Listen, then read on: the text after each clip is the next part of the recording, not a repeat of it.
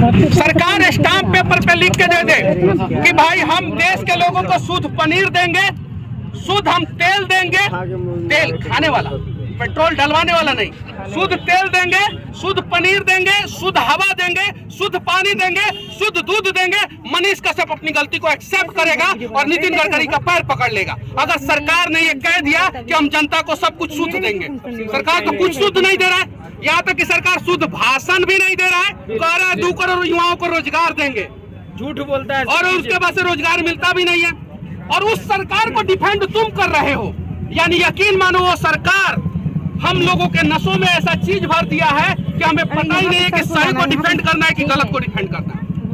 हम सरकार से सवाल पूछ सकते हैं, और सवाल पूछने के लिए एक चीज याद रखना भाई, कभी देशद्रोही नहीं बनना है, कभी देश के साथ गद्दारी नहीं करना है। मुझे आज भी लोग कहते हैं कि मनीष कश्यप राष्ट्रवादी है, लोग कहते हैं देश के साथ खड़े होना है और देश के लिए सवाल करना है, देश के लोगों के लिए सवाल करना है। और रही बात हमारी, तो हम 170 रुपया लीटर भरवा लेंगे, तुम अपना देखो कि तुम्हारे पिताजी भरवा पाएंगे कि नहीं। उसमें अगर भरवा लेंगे तो खुश रहो, और नहीं भरवाएंगे तो आवाज उठाओ लोगों के लिए। अगर तुम्हारे पिताजी कैपेबल है 170 रुपया लीटर पेट्रोल भरवाने के लिए तो खुश रहो, और नहीं कैपेबल है तो आवाज उठाओ। और अगर कैपेबल भी हैं और तुम्हें लगता है कि जनता की समस्याओं पे आवाज उठाना चाहिए तो आवाज उठाओ।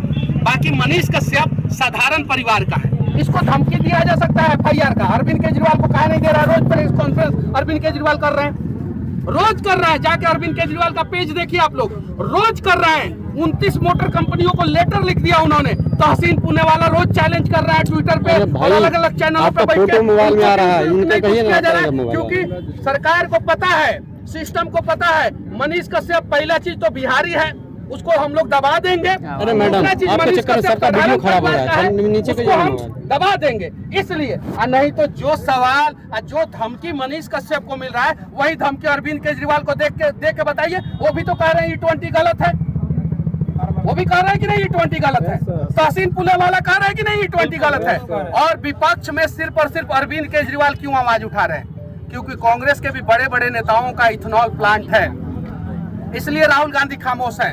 अखिलेश यादव भी पुरजोर विरोध क्यों नहीं कर रहे हैं? इसलिए नहीं कर रहे हैं कि यूपी में भी अखिलेश यादव की पहले सरकार थी और उनके समर्थक बिजनेसमैन का आज भी इथेनॉल प्लांट है, चीनी मिल है, इसलिए नहीं कर रहा है। और अरविंद केजरीवाल को पता है दिल्ली में हर घर में एगो कार है। हमारा जनता तब खुश होगा जब हम जनता की समस्याओं पे आवाज उठाएंगे। और अरविंद केजरीवाल को राजनीति करना है दिल्ली में, पंजाब में, गुजरात में, और वहां पे